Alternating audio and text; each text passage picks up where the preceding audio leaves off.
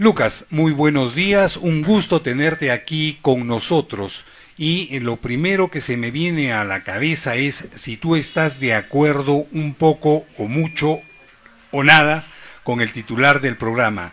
¿La minería informal y artesanal son lo mismo que la ilegal? No son lo mismo. Muy buenos días, Patricia, Fernando, con todas las personas que nos están escuchando. No son lo mismo.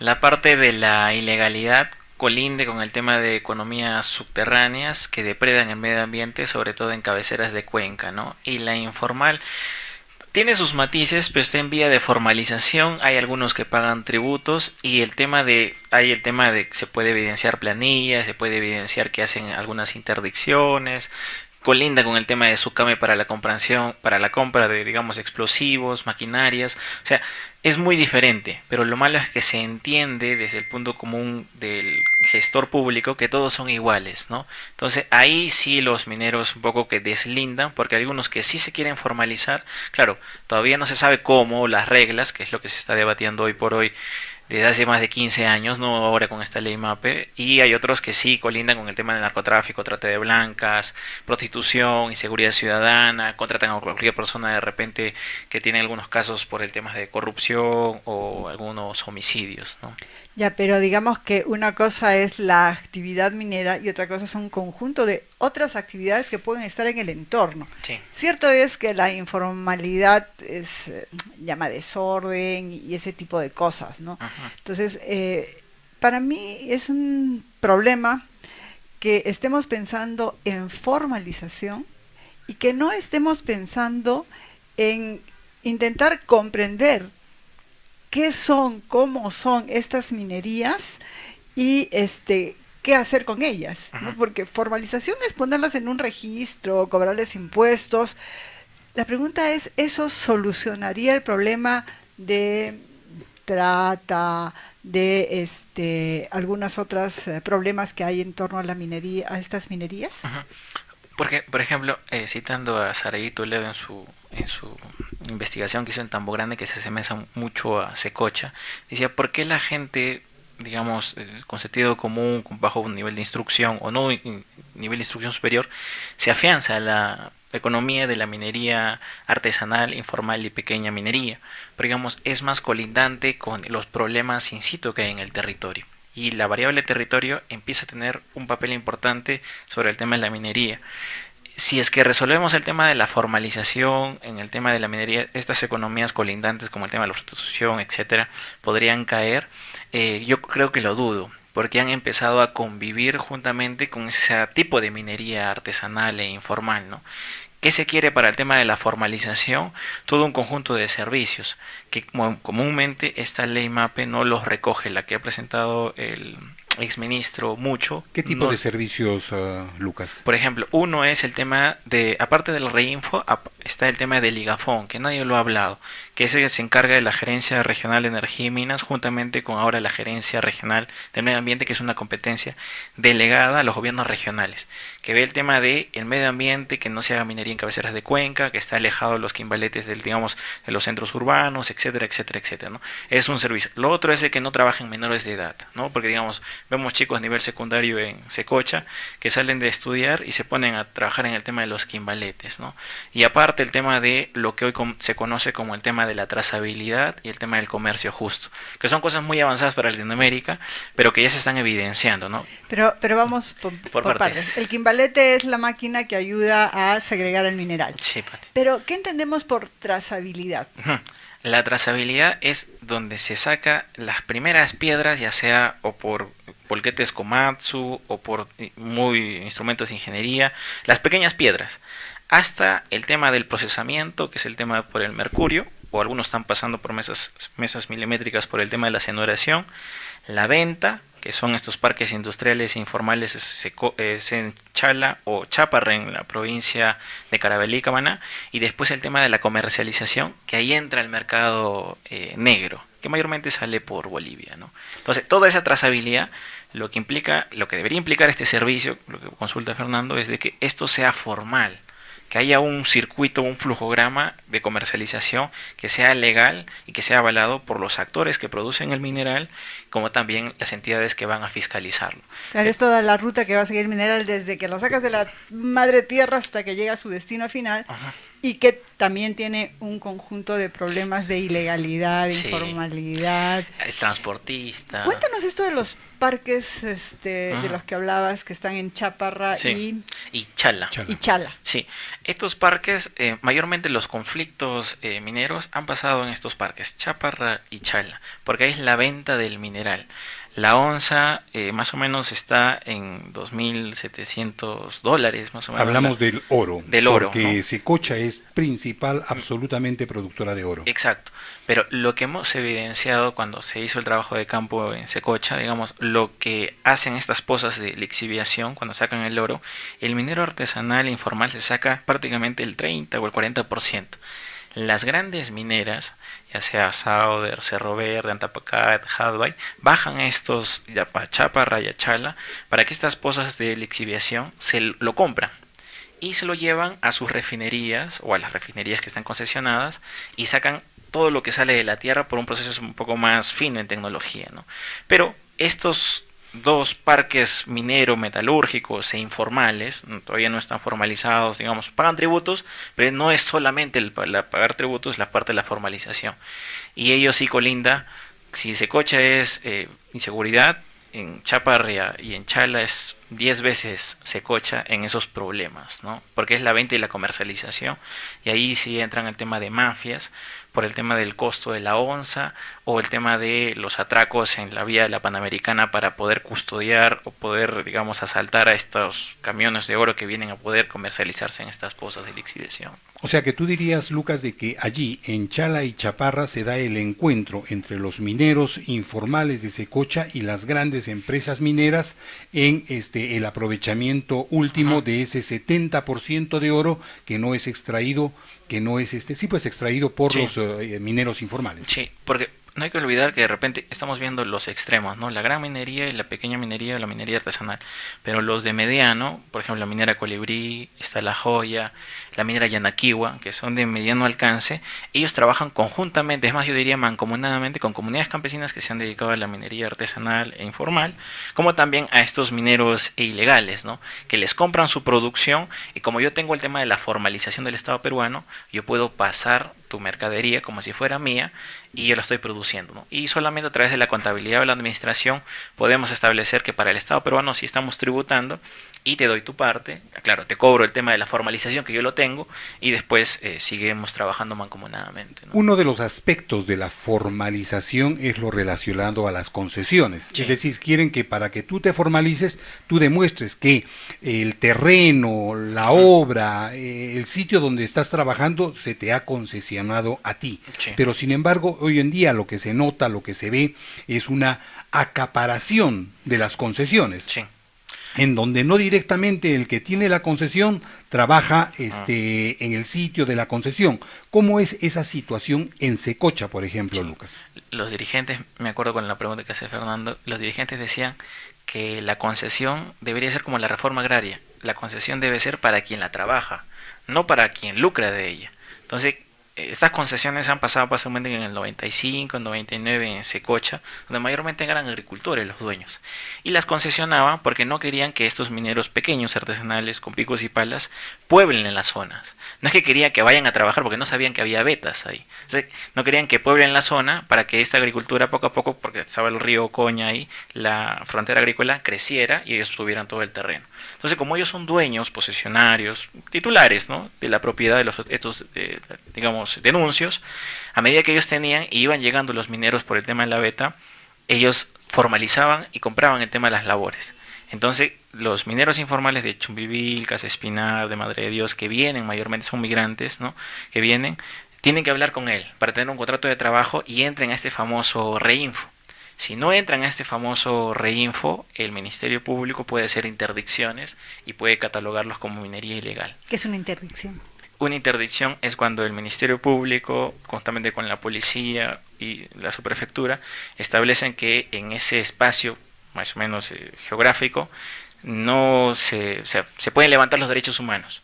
y podemos hacer investigaciones sin que sean, digamos, puestos en un es fuero. la intervención de la policía en Sí, las zonas para sí, evitar que haya exacto. la actividad o obligarlos a formalizar. Y cuando hacen esas interdicciones encuentran de todo, ¿no? Todo, desde explosivos, dinamitas, prostitución, migrantes que el carnet de extranjería les están reteniendo para trabajar en estos bares clandestinos, ¿no? Por eso es que, porque digamos, si entra la interdicción, no solamente ataca la minería informal, sino los diferentes negocios que viven de esta minería, ¿no? Artesanal e informal, ¿no? Decíamos en el editorial que aproximadamente Secocha hoy en día debe contar con 22.000 habitantes, Yeah. ¿no es cierto? Más o menos, de repente, bueno, yo no sé, de acuerdo a la información que hemos investigado, Ujú. es lo que nos da. Sí.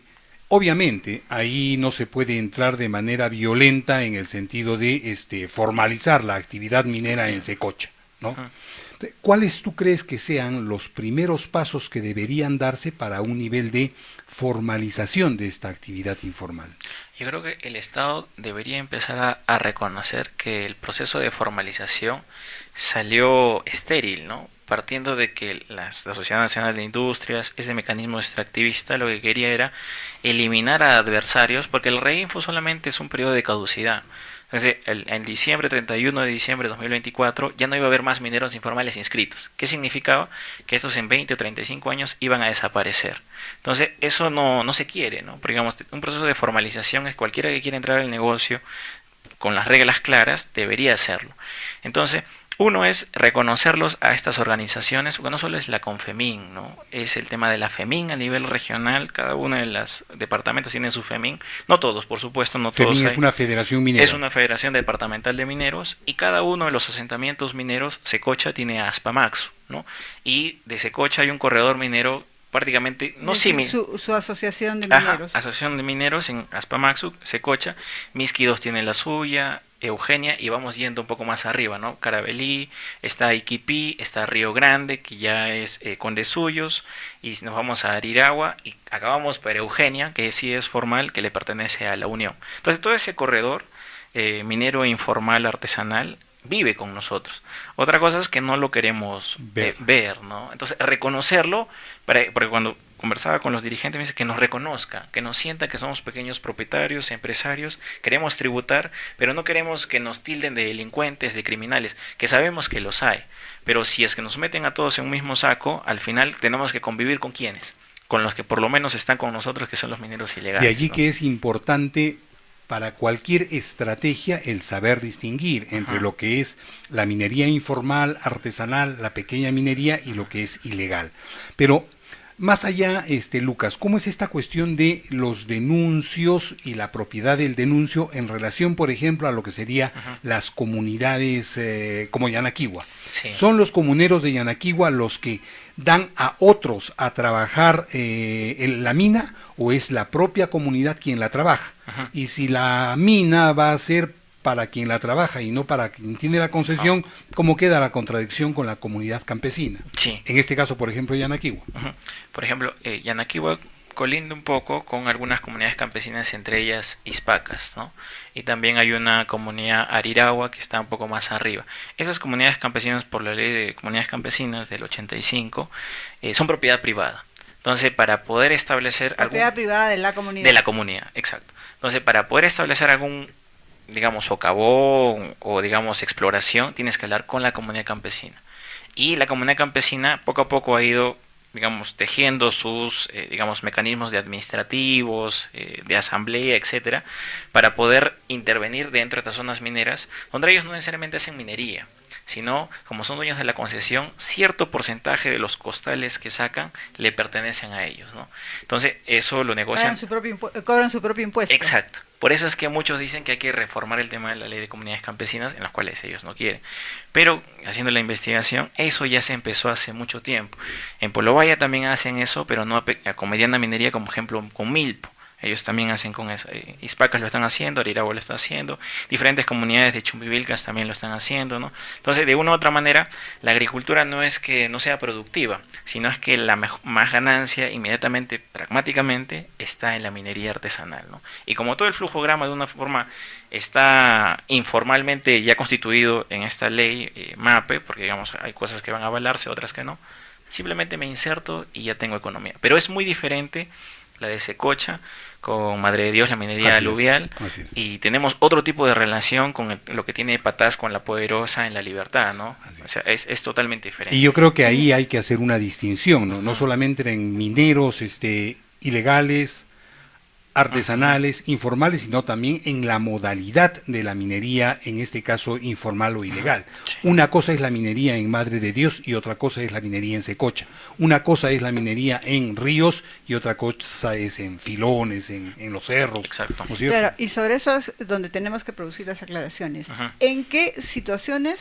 la minería es ilegal? Ajá. No decimos Madre de Dios, que es aluvional, que es la que viene a los ríos, ¿no es cierto? Exacto. Esa debe ser ilegal. Ajá. La que está en cabecera de cuenca, es decir, donde nacen los ríos, generalmente en los Andes peruanos, Sí. también debe ser ilegal. También. ¿Por qué esa debe ser ilegal y la otra no? ¿Cuál no debe ser ilegal? No, ¿por qué debe ser ¿La de ilegal la Secocha? minería de... No, la de Ya. Madre de Dios, la de cabecera Ajá. de cuenca. Ya. ¿Cuál es la razón o qué se protege declarando ilegal ese tipo de minería? Porque se superpone a otro tipo de actividades. Por ejemplo, el tema de la agricultura, la ganadería y el mismo tema de los sitios urbanos, no puede estar la minería por encima de estos. Y el agua, que es un recurso indispensable, no puede ser solamente para la minería y después para la vida humana.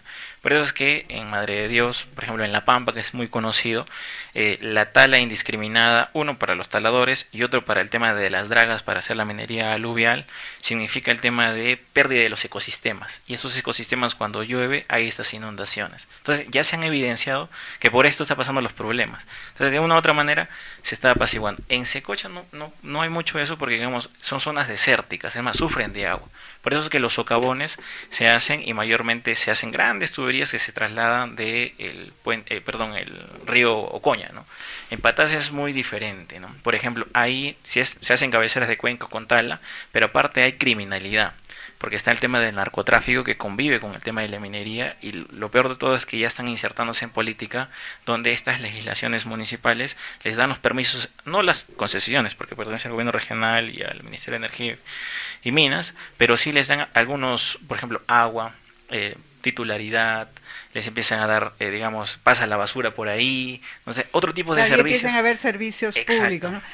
Pero Patás parece ser una realidad diferente también por la cercanía a una minera grande. Ah, sí. Cosa que en Secocha y No en hay. todo el corredor que tú describías en el norte de Arequipa, digamos, Sí. no sucede, ¿no es cierto?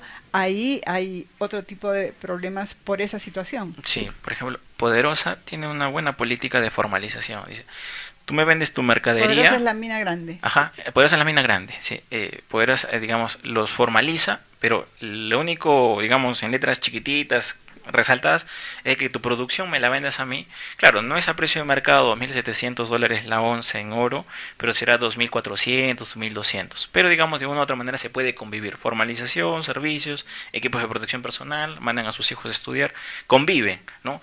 Pero de una u otra manera, a los que no han querido de repente ser formalizados, han visto que la parte informal y ilegal también tiene las mismas ganancias, bueno, tiene mayor ganancias y me protege el narcotráfico.